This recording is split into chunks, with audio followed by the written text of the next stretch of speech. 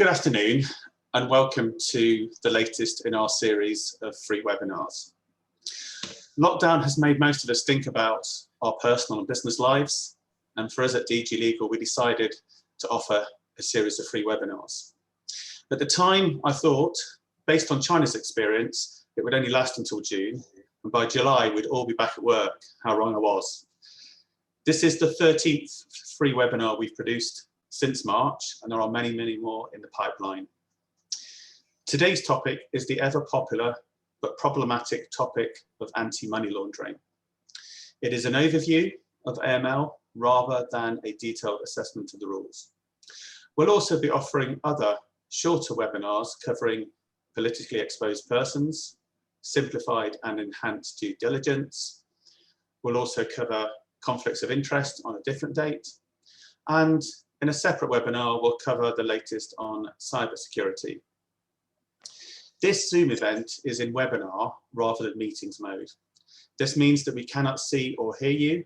So if you're actually spending the next hour on Facebook or replying to emails, we'll be none the wiser. Today's speaker is Pat Estabrook, and I'm delighted that she is working with us this afternoon. Amongst many other roles, Pat has been a senior manager at the Legal Complaints Service. She has been head of practice standards at the SRA, where she also managed the assigned risks pool. After 11 years with the regulator, Pat moved to a private law firm as head of compliance. During her time at the firm, it tripled in size.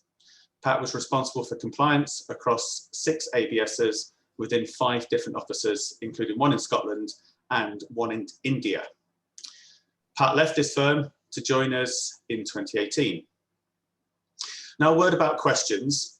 Please do use the Q&A facility to ask questions. It's very likely that we won't have time to answer all of your queries. We shall, however, answer all questions after the webinar and provide you with a link to the answers. I'll now hand over to Pat. Hi everybody, thanks for joining this webinar. As David says, this is an overview of anti-money laundering rather than a detailed training course, but during the course of the next 45 minutes we'll cover off the headline, if you like, for anti-money laundering, what you need to be aware of.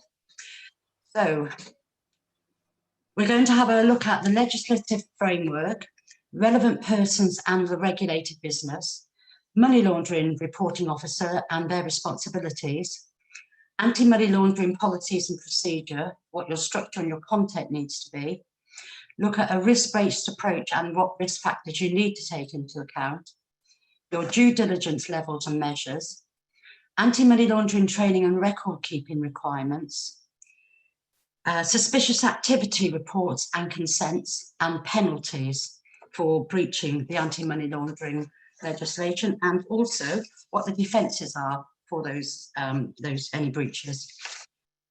So at the moment then, the latest UK National Risk Assessment risks the legal sector as high risk of money laundering. National Crime Agency believes that money laundering within the UK costs the UK £24 billion a year, and 15% of property is purchased with laundered money. The risk assessment identifies solicitors as being at high risk of money laundering because of the range of high-risk services that they offer. So they are they're central to many of the methods and transactions criminals seek to use to launder the proceeds of crime, which is why it's so important that you don't just look at the source of funds, but you actually carry out full diligence on the source of wealth as well. The legal profession has a significant role to play in ensuring their services are not used in this manner and are legally obliged to safeguard against this by way of the requirements laid out in the following legislation. They have the money laundering, terrorist financing and transfer of funds, information on the payer, regulations 2017. But this was amended in January of this year by the 5th directive, and you need to ensure that your policies and your processes have been updated to reflect those changes in 2020. Proceeds of Crime Act and the Terrorism Act 2000. So Regulation 12 of the Money Laundering Regulation identifies what business a person must be engaged in before they're subject to the regulations. And effectively, they're firms and individuals working in the transactional area. So in looking at the following types of work, these aren't necessarily solicitor firms, but you'll come into contact with them. Tax advisors, independent legal professionals, trust or company service provider, estate agents, high value dealers, and that is things like purchasing pieces of art. If you're acting for somebody doing that, you need to be really aware of the danger of that type of work. Relevant businesses, which include solicitors, buying and selling of property or business entities, managing of client money, securities and other assets, opening and management of banks, savings or security accounts, organisation of contributions necessary for the creation, operation or management of companies, and creation, operation or management of trust companies or similar structures. Another area to be aware of is sham litigation.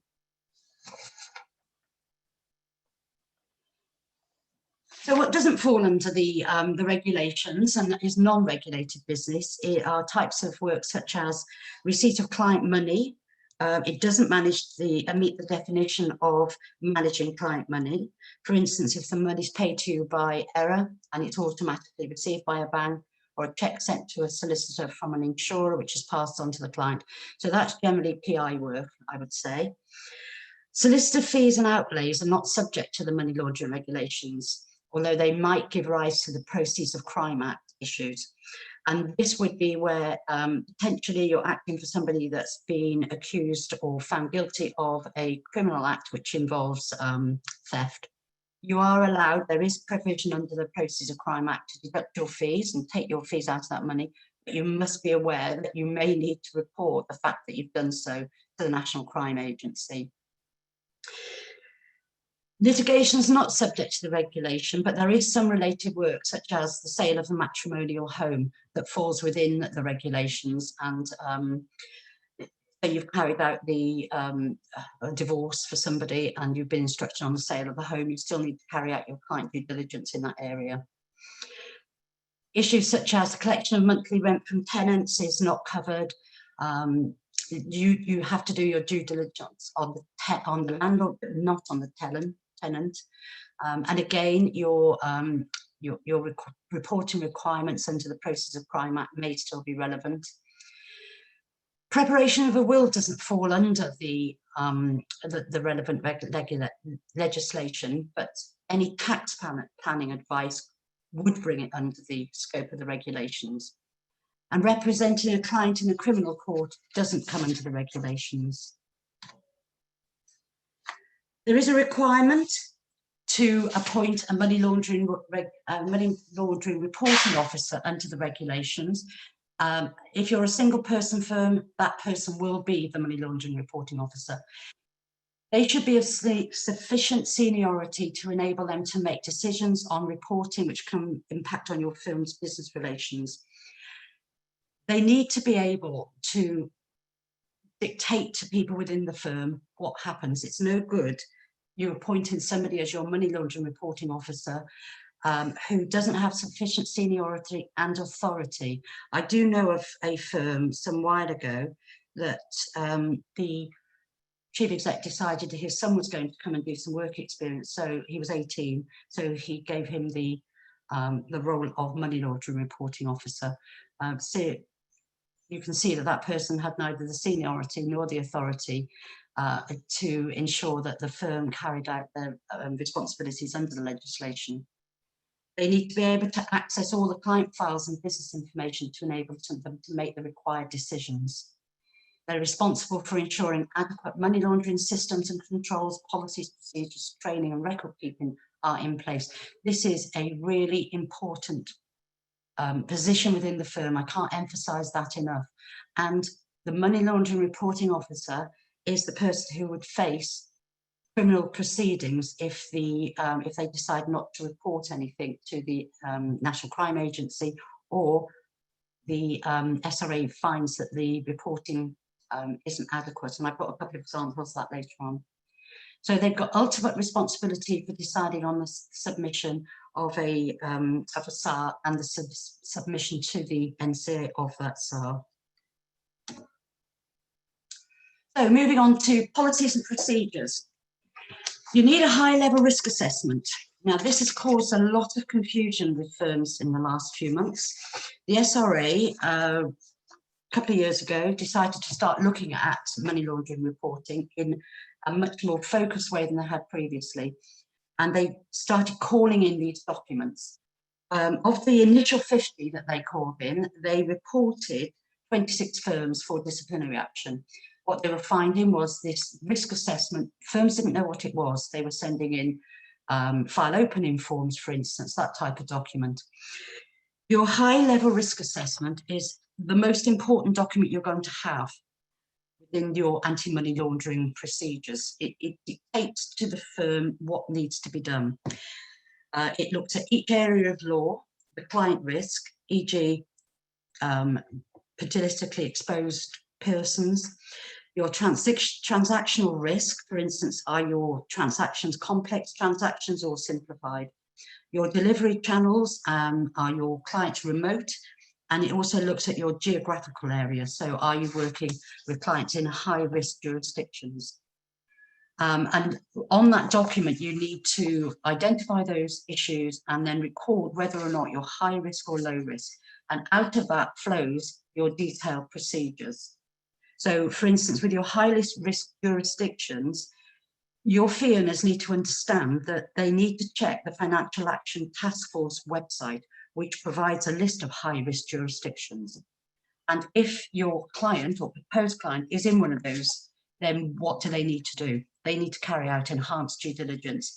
And I would say they would need to get authorization from your MLRO to take on those instructions. The SRA at the moment are checking 7,000 firms for compliance with the money laundering regulations, and they are asking for this high risk assessment from these firms.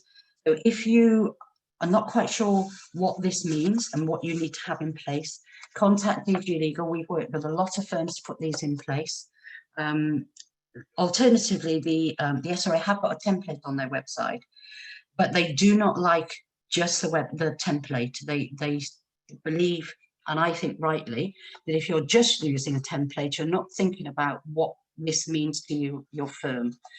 So that needs to be tailored quite considerably. So you're moving on then to your detailed procedures. So out of your risk assessment come your detailed procedures, and there's a requirement under the Money Laundering Regulations number 19 to provide these in any event. So you're going to have your customer due diligence measures and your ongoing monitoring, your reporting and record keeping, your risk assessment on each file and management, and the monitoring and management of compliance with and the internal communication of the policies and procedures with your staff.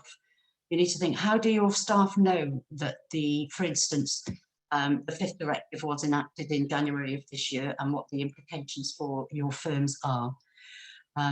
How do you determine whether somebody is a PEP or not?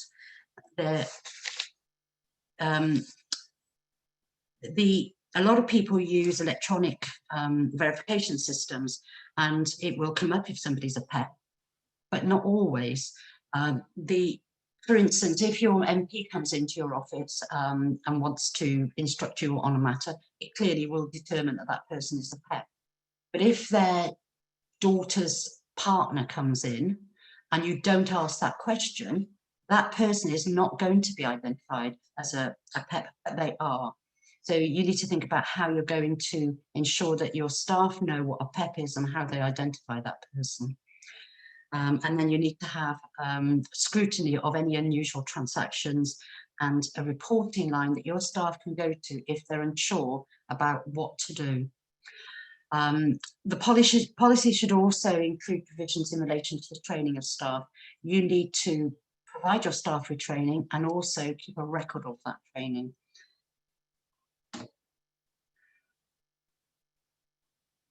So you take a risk-based approach to your clients. Okay, the relevant person, the law firm, the individual, must be able to demonstrate to the supervisory authority, so the SRA, that the extent of the measures is taken to satisfy customer due diligence is appropriate in view of the risks of money laundering and terrorist financing. And again, you go back to your firm's risk assessment.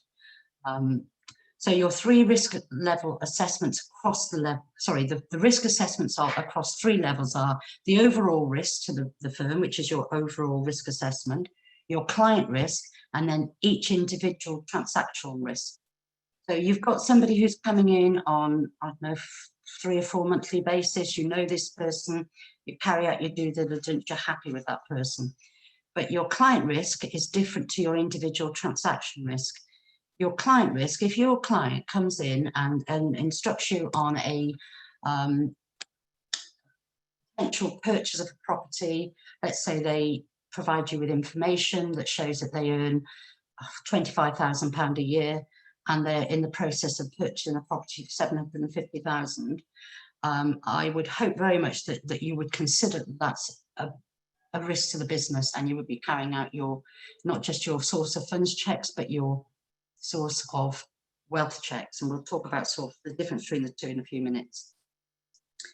So you assess your client anti-money laundering risk at the start of the relationship and the transactional risk, but you need to check it as you go through. So halfway through if you're talking about a purchase of a property, before you receive the monies from the mortgage company or wherever that money's coming from, you would need, your firm would need to do a review to determine, has anything changed? Where's the money come from? Has £20,000 suddenly appeared in your account that you weren't expecting? And has it come from somebody that you weren't expecting it to come from?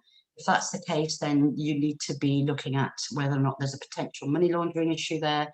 And your fee earner needs to know, keep coming back to this, your fee earner needs to know who your money laundering reporting officer is and at what point they need to talk to them. I've carried out audits for firms in the past for anti-money laundering. And one of the questions I ask staff is, who's your money laundering reporting officer?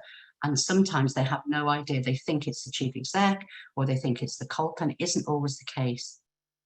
Finally, just before the end of the matter, do a final risk assessment. And always, always record what you've done, why you did it, and when you did it. The SRA, it's no point whatsoever saying to the SRA if they start to question you, well, this is what I did. Because unless you have it in writing, they're not going to be interested.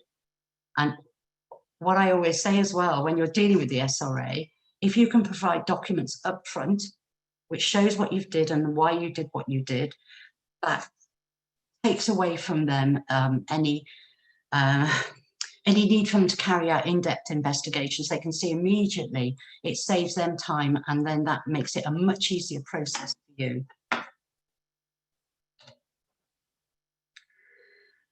So the risk factors for consideration. Know your business. I know that sounds mad, but do you have a high turnover of clients, or is yours a stable existing client base?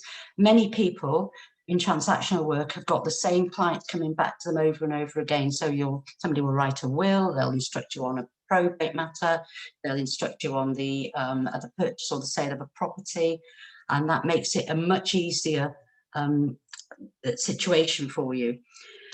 Unfortunately, many firms don't see their clients face to face any longer, and that does increase your risk, and that will be reflected in your high risk of your risk assessment, because it is a high risk. You take clients nowadays from things like Purple Bricks, that type of place. You'll never meet your client. They're from all over the country. So your risk assessment and your policies need to reflect that. You get a high proportion of one-off client details. Are you mostly face-to-face or non-face-to-face contact with clients? If you're non-face-to-face, how do you ensure who your client is? How do you ensure that your client has actually instructed you? When I was at the SRA, I remember somebody that had dealt with a client. They'd been instructed by the daughter of a client to sell a property and purchase another property on behalf of the father.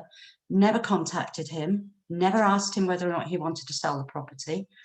And unfortunately, what happened was the the daughter pocketed the £97,000, which was the difference between the sale and the purchase of the next property. So clearly, you know, she was reported for fraud, but equally the solicitor was dealt with under a disciplinary action. Your geographical location of your practice. This is an odd one, I know, but are you based somewhere where there are high levels of crime? If you're a little firm in Loughborough, you're probably fine. But if you're in the middle of London or Liverpool and a city, I'm not picking on those two, but Manchester, anywhere that's a city, you need to think about what's the level of crime in those areas and how do you ensure that you're not laundering money for the individuals that are committing that crime. Do you act for clients across both criminal and civil matters? As I said, if you're acting for somebody who's been accused or found guilty of a crime, you can still issue a bill and take your fees in the criminal matter, but you do need to be aware that you have got an obligation to report to the NCA if you're aware of any issues of money laundering, even though you're acting for your client. And the question I'm regularly asked is, what about confidentiality? Because you have a duty of confidentiality to your client, but there is provision in the Proceeds of Crime Act for you to report and not be caught with the section within the Sanction regulations that will dictate that you need to keep your client's matters confidential. Is there an international element to your business? If there is, you need to be considering whether your clients are in areas of that are covered by the Financial Action Task Force, countries of high geographical risk. As I said, there is a website that you can look at to see whether or not they are. I can give you the details of the website, but what I can't do is give you the list. It will be right today, but it may be wrong tomorrow. So it's pointless you having that as a one-off. You also need to consider whether or not your clients are on the sanctions list, the UK and the EU sanctions list. Again, the government provides a website which shows all clients that are on the UK sanctions list, and you cannot do any business with that person if they are. Again, there's no point me giving you the list because it changes on a daily basis. It does tend to depend on what's happening internationally, politically. At the moment, there's a large number of Russian people on the list, which were put on after the Salisbury poisoning. So it doesn't necessarily mean they're involved in crime. It may be that the government is simply showing their displeasure with another government. So these are the sort of risk factors that you need to consider. Is your due diligence robust and in place? How are you able to get your client's ID and address? And did you see the originals or certified copies? If you're using certified copies, you need to be absolutely certain on who has certified those copies. You need to double check. If somebody comes in and they've sent in certified copies, you can't simply accept them. You must check that the person or the body that certified them is a relevant person and is regulated. Okay, talks there about using certified copies using 39 Reliance. This is one of the provisions within the Act which allows you as a regulated body to rely on another regulated body to do the due diligence. Sorry. However, if the due diligence isn't robust enough that the other regulated body has carried out, you are still responsible for that. And a really good example of that's come to light in the last few days. HMRC, you're seeing it on the news last week, they've been accused of allowing money laundering to take place. So, and they've been allowing transfer of millions of pounds from their clients' accounts to various other accounts. If that was one of your clients and you relied on HSBC's client due diligence, you're likely to be in a lot of trouble now. Okay, so if you met them face to face and you've got your ID and your originals, that's fine. But you still need to do some digging. So I would always recommend that you use enhanced due diligence through an electronic verification system, if at all possible.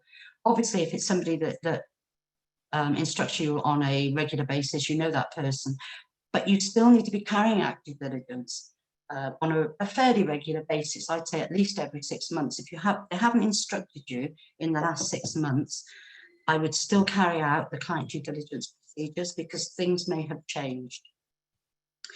Are they cooperative in the due diligence process? If they're not, then you need to ask yourself why and whether or not you actually want to have them as a client. Is the client an entity, and do you have full visibility of the ultimate beneficial owners and directors and controllers? And this is where part of the fifth directive came in.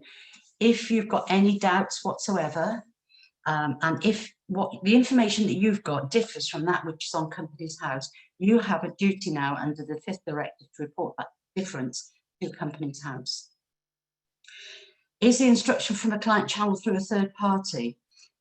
You need to, if that comes to a third party, how are you going to ensure that the original client, the actual client, has given that third party the right to instruct you? Is your client a known criminal? If you're dealing with criminal acts, then the answer to that is likely to be yes.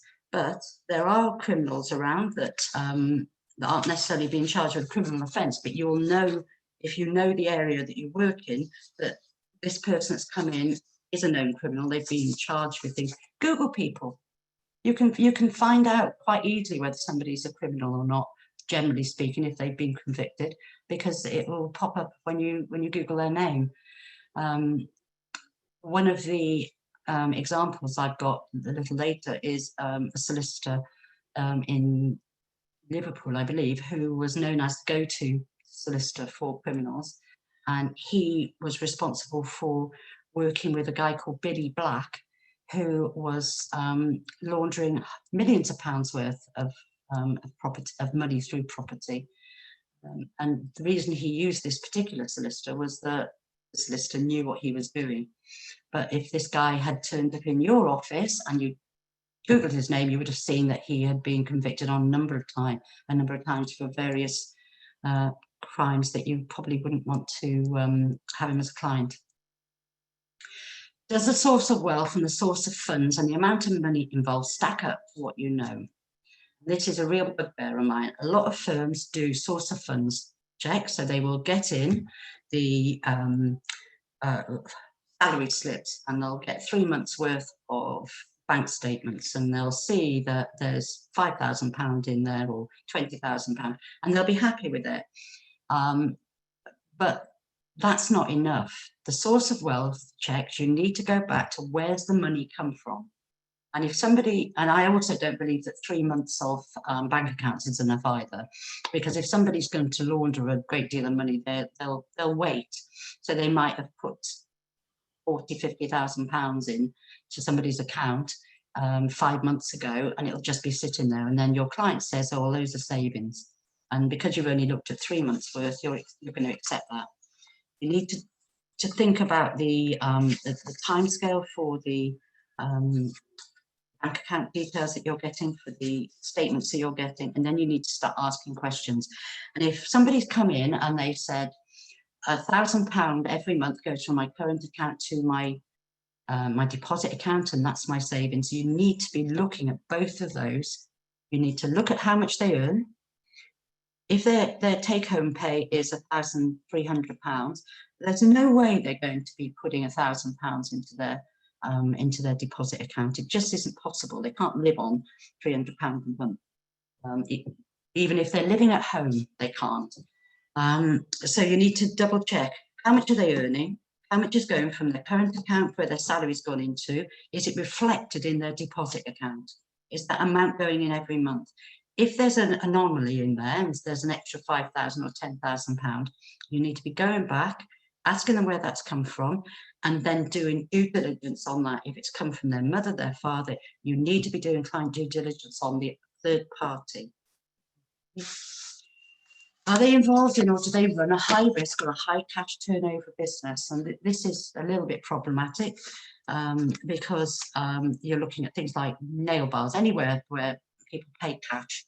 Ice cream vans is a really good one. It used to be well known that ice cream vendors were involved in money laundering, because how can you prove how much somebody's taken in a day? So you need to be making a judgment call on whether or not you take that person on as a client. If they say they take £1,000 a day in their business, I would probably be looking at their company accounts and seeing what they're declaring.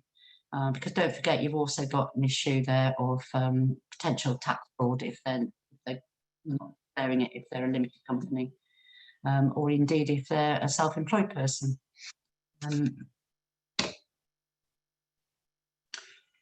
So again, is your client from a high-risk jurisdiction, and are funds being transferred to and from overseas?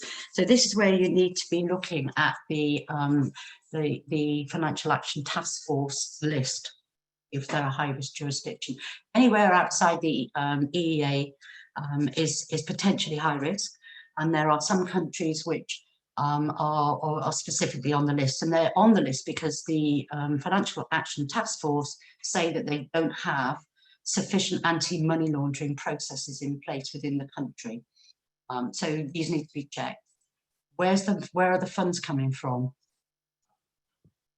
If they're, I can think of an instance where a client wanted to purchase a property in England. They were living in Argentina. They said they'd sold a property in Argentina and transferred the money to a bank in New York, and that the money would then be transferred from the bank in New York to the bank in UK. How on earth are you going to be able to identify whether or not that is well, that was a valid sale and the money actually did come from a property within Argentina? The client at that point decided not to take the instructions because they couldn't prove where the money was coming from. Is your client a politically exposed person? I'm sorry if I'm teaching you to suck eggs here, but many people don't understand why somebody is a politically exposed person. It's because they're politically exposed, so they're MPs or they're chairman of large companies. They are more open. Doesn't mean to say they are going to do it, but they're more open to bribery and pressure. That's why they become politically exposed people. One of the reasons. And if they do come up as a politically exposed person, enhanced due diligence is required. Now there's plenty of information out there on the website which will explain what a politically exposed person is, as in the relationship with your client. It doesn't actually need to be your client, as I said earlier. It could be a member of their family or a member of a business in which the potential client is involved. But we can provide that information as well if you like. Is your client a sanctioned entity or individual, and are they a resident in a sanctioned company? As I said, you can't take them as clients if they are. We can give you the website if you're not sure of it, which provides that. But you can find it yourself very easily if you simply put in sanctioned individuals, UK Gov. It's on the website there. And again, the high risk cash turnover. We've spoken very briefly about the level and type of transaction that fits your client's profile. If they are, I don't know, if they're only earning, let's say they're a bank clerk and they're earning mid-20s, why are they buying a property worth £750,000? If they are a member of a board of a large company, and you can see that on Companies House, then clearly that transaction would fit their profile. Is the transaction, does it make sense, and is it overly complex? And you have to ask yourself why. Does the client's choice of representation make sense? And this is the thing I say, you should ask yourself, why are they instructing you?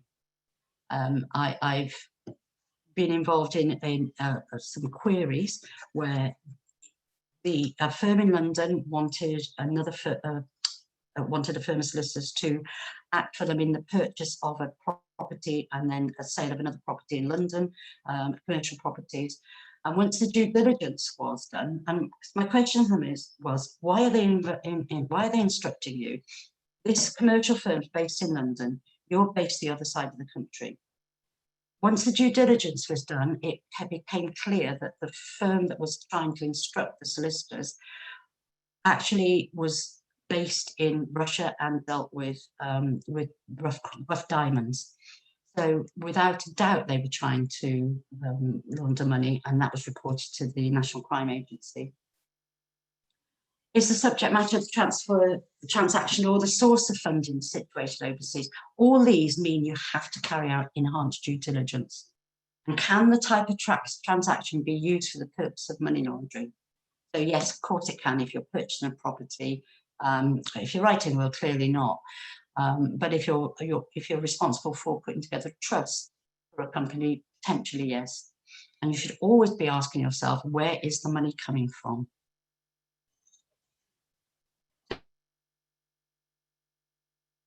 So you're open to ask questions of your potential clients. If they don't want to answer them, then there's an issue. You should tailor your question depending on the type of business, your client, and the particular transaction.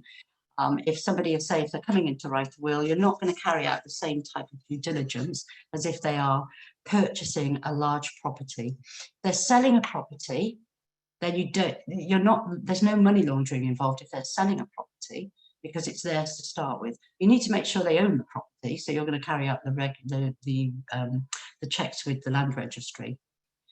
Develop yourself a checklist that you can refer to. It should go on your file, and it should be the file risk analysis that is completed every time a client instructs you. And does it pass the smell test? If you, your fee earners, anybody within the business thinks this seems a bit strange, it probably is. And they need to speak to the money laundering reporting officer, and that person then determines whether or not you're going to take the client. You need to take a common sense approach and record your decision making and apply the appropriate level of due diligence. So your due diligence measures. Okay, you have low risk, in which case you'll carry out a simplified or standard level of due diligence. Medium risk, which would be a standard level of due diligence, or it's high risk, in which case it's enhanced. Any matter you're working on, which is a transactional matter, must have enhanced due diligence. We'll quickly look at these simplified and enhanced and the difference. So simplified due diligence means you don't have to verify the client's identity or carry out or obtain information on the purchase or intended nature of the business relationship. So they're a regulated financial institution, they're a public administration, or it relates to a company whose securities are listed on a regulated market, or the transaction relates to pensions, electronic money products, or investment in certain long-term assets. So you can see that doesn't give you much really leeway for your client, for individual clients. But again, you need to record why simplified due diligence has been applied. That would be on your risk assessment on your file. Okay, so that's the first thing you're going to do as you're doing your file opening. Part of that risk assessment will be low, medium, or high, and if it's low, then this is why. So your normal standard identity and verification requires you to get the full name, residential address, and date of birth, everything you know there. Verify it, generally by meeting the client and checking the IDs theirs and it's not forged, but electronic verification will do the same. But it's not a panacea, okay? And ideally you'll get the originals and a bank statement or a utility bill that's been issued within the last 3 months. Personally, I've got to say I always find a problem with this because I do everything online. So I don't have utility bills, I don't have bank statements. And you may find that your clients are the same, but you know, if I have to verify my identity, I'll have to go into the bank and get one. And that's what you need to tell your client. You cannot allow them to say to you, I haven't got one, but you know, it's okay because here's my driving license. That doesn't verify that they live where they say they live. In relation to corporate entities, and this is required for all companies, you need the company name, the registered number, the business address, and the registered address, and you need to be sure and have authorization from the company that the person who is instructing you has got the authority from the company to carry out the work that they've asked you to do. For private companies, you need at least one director's identity and those with 25% shareholding in any other person who's exercising control over the company. And again, the fifth directive made this much clearer for firms, solicitors. You must check who the beneficial owners are. You must record it. You must do client due diligence on these people. Just looking at companies' house isn't enough. You need to look at the directors as well and see if there's anybody else there that is hiding behind the directors. Is one person got a higher level of control than another? And that person, you need to be sure that you're doing your client due diligence there and looking at what their influence over the firm is.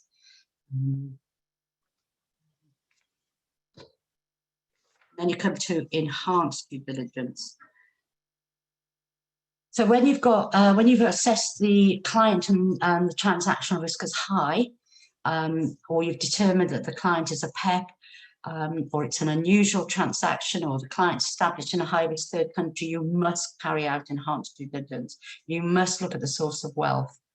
As it says on the slide there, is it an inheritance? Is it a salary? Are they investments? Are they sales of assets? But you can't just take your client's word for it. You can't just see the money in a bank account and they say to you, that's an investment that I have cashed. You must see paperwork to show, and there will be paperwork to show that that investment has actually been cashed in. If they say that they've decided to cash in their pensions, the money sitting in the bank account, you need to see documentation from the pension company to show that that amount of money which has gone into their deposit account or their current account is actually the amount that was cashed from the pension fund. And then the source of funds, it's a different thing. Source of funds are the means and methods of transmission. How is the money getting to you? Is it a cash deposit, or is it a check, or is it electronic transfer from the bank? If somebody else is paying any of the deposit, as I've said earlier, you need to, or any amount of the transaction whatsoever, you need to carry out client due diligence on that person. So if they say that their mother or father is providing the deposit for a property, you need to carry out client due diligence on the parent as well. Clients don't always like it, but usually if you say that it's required under the anti-money laundering legislation, they're fine with it because people do understand now what that means. So enhanced due diligence could also mean seeking further verification of the client or the beneficial owner and obtaining more detail on the ownership and control structure of the client, being the company, requesting further information on the purpose of the retainer and the source of funds, and increasing the degree and nature of the monitoring. That means throughout the course of the transaction, you're going to be, somehow you will have marked your file as requiring enhanced due diligence throughout the course of the transaction. So at touch points, your risk assessment will have set out. At touch point during the course of the transaction, further checks will be carried out to ensure that the case is proceeding the way it's meant to, and that nothing untoward is happening throughout it. Nobody else is getting involved. You're not getting instruction from a third party that you're not aware of, that money's not coming from somebody that you weren't expecting the money to come in from. If somebody, and this is a way that money laundering happens, so you're expecting a deposit from your client of, let's say, £30,000, but the money comes in from a third party. Your client phones you up and says, I'm really sorry about that. My brother's cousin, uncle, whatever, didn't realise that I was paying it myself and they've sent it. Can you send it back, please? And the answer to that is no, you can't. Okay, because you have no idea what that money is or where it's come from. What you need to do is make a report to the National Crime Agency. We'll cover that off in a moment. So from the 10th of January, all obliged entities, which is yourselves, must inform Companies House if there's a discrepancy between the information that Companies House holds about a beneficial owner and what Companies House has on person with significant control on the register. This is the main part for you of the 5th directive that came in January, and most firms don't really come to terms with it because they think it only applies to, it brought more bodies into the money laundering legislation. So for instance, art dealers and cryptocurrency was brought in as well. So you've got some other due diligence considerations. Rule 39, reliance on certain professionals or institutions to verify documents. As I said earlier, you've got an issue there. If you're relying on another body to identify, to do the due diligence on the identification, and they haven't carried out what you need them to have done, you should have contact with the person they're seeking to rely on. So if it's a solicitor that's carried out due diligence on the ID documentation and they've certified them, and it's not somebody that you physically know, you should contact them and ask them. Okay, you can look on the Law Society to check that they are actually a firm of solicitors or that the individual is a solicitor, and phone them using the telephone number that's on the Law Society Find a Solicitor website. Otherwise, if you're relying on a telephone number that's been given to you by your client, you don't know whether you're actually speaking to your to the solicitor and a regulated person. Ask them what CD inquiries have been undertaken. You can actually ask for a copy of the client due diligence that's been undertaken by a different body in order to satisfy yourself. Not many solicitors do, and sometimes they're a little bit odd. The other party is a bit reluctant to pass that information on, but you can ask for it. As I say, you should verify their status. It's quite difficult if you've got an overseas client and that their ID has been verified by a person overseas, an attorney in another country. But you can find information if you Google it on who is their regulating body, and you can also find the information on the individual. And you should check. You should phone them up, get the telephone number off their website, and check whether or not they did actually verify that document. As I said there, your firm remains legally responsible for the money laundering regulation requirements, including client due diligence. Sorry. Right. E-verification is great, but it's not everything, and it's not a substitute. And if you're not meeting your clients face to face, you do need to be carrying out these other due diligence actions. Otherwise, you might end up with an issue, and the SRA will take action against you. Anti-money laundering training is a requirement.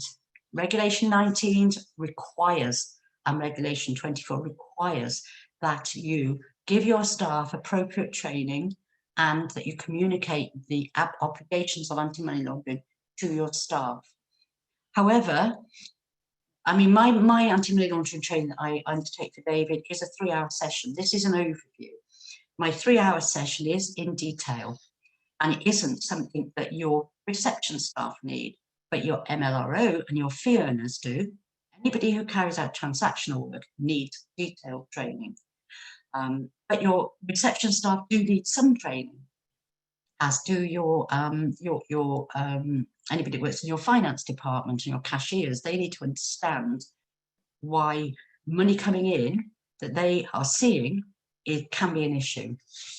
You need to consider how your staff will be kept up to date with any emerging risk factors and changes in legislation as the anti-money laundering legislation changes. How often are you going to update them? How are you going to update them? How will they know that they're being kept up to date? Many people, many firms simply have their documentation on the intranet, and they just leave it there, make the changes on the intranet, but they don't tell their staff that there's been changes. So, and I'm not dictating to anybody how they need to do these things. Everybody will be different. Each firm will be, you know, if you've got 3 people sitting in an office and that's your firm, you can discuss it between you. If you've got 500 people and they're spread around the country in different offices, you need to have a system to ensure that your staff are kept up to date. You need to keep records as well. Everything needs to be kept from at least 5 years from which the business relationship ended. Now, that shouldn't be an issue because, of course, you keep the files for 6 years in any event. But we're talking as well about your money laundering policies and procedures and your manual, and evidence of staff training. How do you evidence that you've trained your staff? Do you keep a list? Is it on there? Do you keep it separately? Do you have it on their HR records? The SRA will ask you for evidence that your staff have been trained if they decide to come and do any investigation. Okay, your PEP sanction and screening searches. This should be, all of this should be on your the file, the actual files. So you need to determine how you're going to do all of that. How are you what are you going to do with your suspicious activity reports?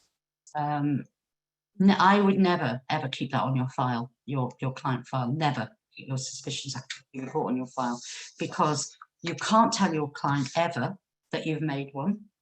But equally, clients sometimes ask for their files, and there's no guarantee that whomever it is who is filling the file will recognise that and could send it out to the client. So your MLRO should be keeping all of that separately in a separate folder to produce to the SRA if they ever require it. Reporting requirements. Okay, so if you know or suspect or have reasonable grounds to suspect that another person is engaged in money laundering, you have an obligation to report it to the National Crime Agency. It's not a maybe I will, it is an absolute requirement, and you must disclose it as soon as possible. Okay, so your fee earner reports it to your nominated officer, your money laundering reporting officer. Once they've done that, their exposure under the money laundering regulations is gone. That's their defence. If there's ever an investigation, they've reported it to the money laundering reporting officer. The money laundering reporting officer then decides whether or not to report it to the NCA. They choose not to, that's fine, that's up to them, but they are then responsible and legally responsible. And if you don't report it and you think you should have reported it or you've got a suspicion, that's 5 years in prison. Okay, so they then send to the NCA the identity of the suspected money launderer and the whereabouts of any property. There is a potential privilege. I'm not an expert on legal privilege, but there's no privilege exemption if the firm itself is involved in the transaction. And as I say there, failure to disclose it is a criminal offence. And your information on your the suspicious activity report needs to be detailed so that they can make a decision then on whether or not they are going to act on your information. Who's involved, what's involved, where's the property and its value, how and when the circumstances arose. All of this is available in a document on the National Crime Agency's website. They like you to submit it electronically. So these are the principal offences. Undertaking activities relating to criminal property, that's 14 years in prison if you're actually involved in it. Failure to disclose is 5 years, and tipping off is 5 years. So you must never, never tell your client that potentially there's a money laundering investigation ongoing. That does cause some problems for firms, and I do understand that, because you can't tell your client. If you're in the middle of a conveyance and your client's banging on your door saying, what's happening, I want to complete next week, it's a really difficult issue, but you can't tell them. And you also should not be telling anybody else in the firm. Ideally, you should be locking that file down so nobody can see it. So that if somebody phones up and they say to your receptionist, I don't understand it. 5 days ago, I was told that you would be exchanging contracts yesterday and I haven't heard anything that's going on. And your receptionist looks at the file because they can't get hold of the fee earner and says, oh, I don't really understand it either because nothing's happened on this file. You don't want those sort of conversations going on. So if you can possibly lock the file down, if you're using electronic files, so that the only people who can see it in the short term is the person, the fee earner, who obviously knows that the matter's been reported, and the MLRO. That's what I would recommend. Now, you have the issue of consent. If the National Crime Agency doesn't come back to you within 7 days, you can carry on working.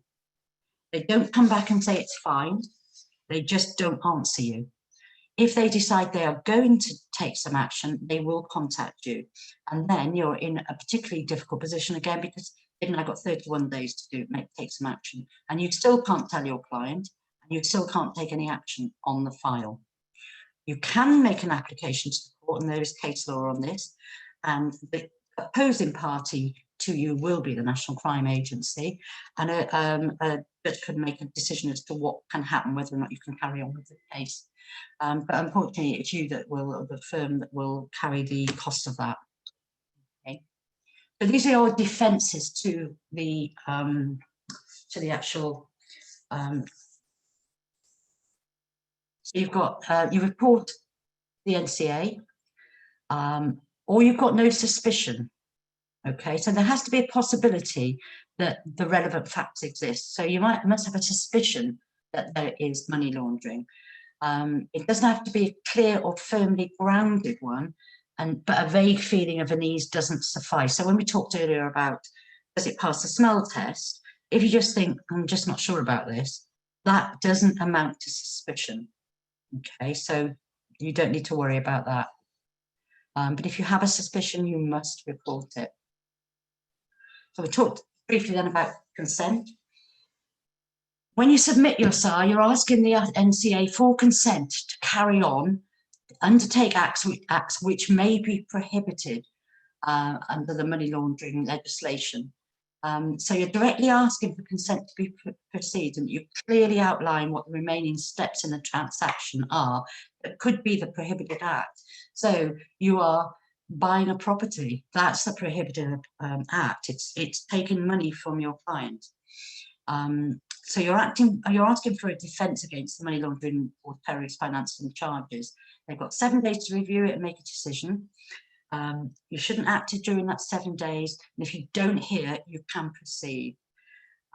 If consent is refused, and they will refuse it within 7 days if that's what they need to do, the moratorium period then is a further 31 days from the date of the refusal. So you're looking in effect at 38, potentially 38 days, and you can't undertake the prohibited act. Your client will be screaming at you by now, but unfortunately, there's nothing you can do about it. So I'm just going to tell you about a couple of people. We had a solicitor a few weeks ago that was suspended for 15 months by the SRA because they hadn't carried out their due diligence, and another was a firm that was fined by the SRA for failing to carry out their due diligence. So even just not carrying out the due diligence has severe implications for firms. And then we move on to the actual criminal acts, and individuals have been imprisoned. The guy McKay up in Liverpool, he got 9 years for facilitating money laundering. Most firms aren't involved in it. Where they fall over is they don't report it. And solicitors and solicitor firms have been taken to task by the SRA for doing that, and there has been disciplinary action taken against them. So in this overview then, we've looked at the legislative framework, relevant persons in the regulated business, and the money laundering responsibilities of the money laundering reporting officer. what anti-money laundering policies and procedures you need to have in place, and very specifically, most importantly, you have your firm risk assessment in place. We've looked at a risk-based approach and what factors you need to consider for that and how it transfers into your due diligence requirements. What each level of due diligence actually means, and other due diligence considerations, e-verification and Section 17 reliance. Your anti-money laundering training for your staff and how you're going to ensure they receive the correct level of training and the record keeping requirements. And then your SARs, consents and defences to any of the offences. Okay, thank you very much. Okay, thank you very much, Pat. I think if I was to sum up the last hour in one word, I think it would be think. Yeah, I like to scare people. I know it sounds awful and people don't like it, but the anti-money laundering, you know, if your firm falls into not necessarily facilitating, because I said not many firms do that, but if you fall foul of the legislation, your firm could be closed down. Your money laundering reporting officer, who is a senior person in your firm, can be struck off by the SRA. Individual members of staff can go to prison. And I want people to be scared. It's a really, really scary issue. And I want them to be absolutely aware of the dangers of falling into a position where somebody is using your firm to launder money. And everybody thinks it's not going to happen to them. It's certainly happening to somebody.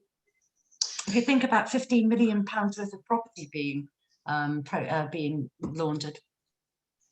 Sorry, yes, never mind the delegates. I think I'm scared. I do remember a solicitor trying to instruct us who was being investigated by the SRA and the police. He was telling me that he wanted an expert's report from us to say that he'd acted appropriately, where his client was a general from a West African country, and he'd bought a helicopter, a jet, and properties in New York and London. And fortunately, we were too busy to assist with that particular one. But yeah, there are a number of issues out there. Now, I'm conscious that we have gone over time. Most people have remained with us. What I'm going to suggest, Pat, is if you open up the Q&A, so if you scroll your cursor towards the bottom of the screen and click on Q&A, I would invite you just to perhaps look at a couple of the Q&As, just answer a couple of questions, and then of course we'll answer the rest of them, in fact all of them, in writing and send you a link to the questions and answers. But are there a couple you want to address, Pat? Oh, somebody here is talking about PEP. Sorry, this is Andrew. Can everybody see that? Do you want me to not leave that up? No, we can't see it. If people can okay. see it by opening up the Q&A, people could actually see the oh right, okay. So there's quite a few questions from one particular person, but we'll look very quickly at the PEP. If we undertake enhanced due diligence in relation to all clients as a matter of course, what significance does the issue of PEPs have? Clearly it's an additional warning factor, particularly if she is an overseas PEP from a dodgy jurisdiction. Well, if they're an overseas PEP from a dodgy jurisdiction, I would immediately be saying I would consider whether or not I take them as a client. But the issue of PEPs, the issue is that people don't know what PEPs are. That's part of the problem. They always assume it's the individual MP or somebody asked me about PEP. They said, well, you know, we don't ever act for PEPs. And I said, well, tell me who you've acted. And they've acted for a bishop in the past. I said, well, a bishop is a member of the House of Lords. They have influence over legislation. They are a PEP. Okay. I'm not sure if that actually answers what Andrew's asking, but I hope it does.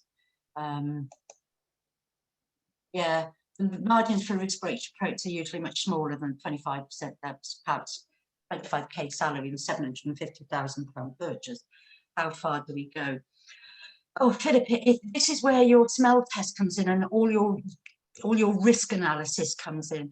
I can't give you a specific answer on a specific issue for your specific firm, because I don't know what your firm does on a daily basis. Okay, I don't know what your client base is. I don't know what your usual type of client is and what type of incomes they generally have. But if somebody is earning £25,000 a year and they're buying a property, they have a £10,000 deposit and they're buying a property for, because I don't know where you are, but around here, a 2-bedroom house goes for about £270,000. That would be the average. But you can see that over 5 years, they've saved £1,000 every month out of their salary, or £500, let's say, on 25,000, £500 every month out of their salary, and that's their deposit. That's fine. It's if you've got this huge differential between the two, the salary and the income and the savings and any money that's being given by a third party and the purchase. It's the smell test. How can they possibly afford that? I remember I did a course once, because I obviously have to update my own knowledge, and I was on a course one day and there was a question was asked by the lecturer, and it was they were instructed, the woman was a single woman and she was buying a property for £900,000 and she had savings of for the deposit of £120,000. Really looks odd, but then you start looking into it. And this was a you know, an actual case. Banker in the city, she lives with her parents, she saves £5,000 a month. So that, on the face of it, looked odd. If you start looking at it, you can see that actually it's fine. Okay, it passes the smell test. She was earning enough to, and she could demonstrate it to enable her to purchase the property that she wanted to purchase.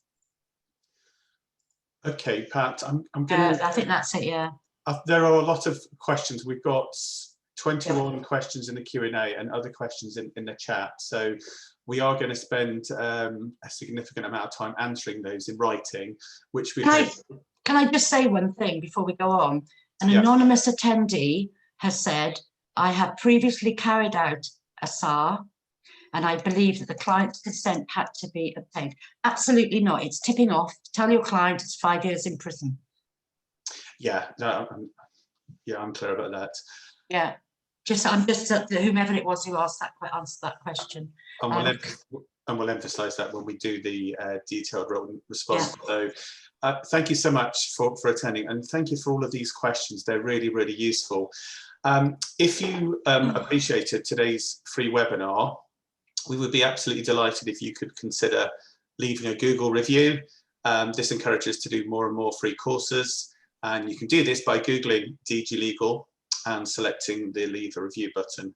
And to reciprocate, we'll send you a free template AML risk assessment register. So once again, thank you so much for attending, and I hope you have a good afternoon and evening. And on that note, I'm going to end the webinar. Thank you all. Thanks very much.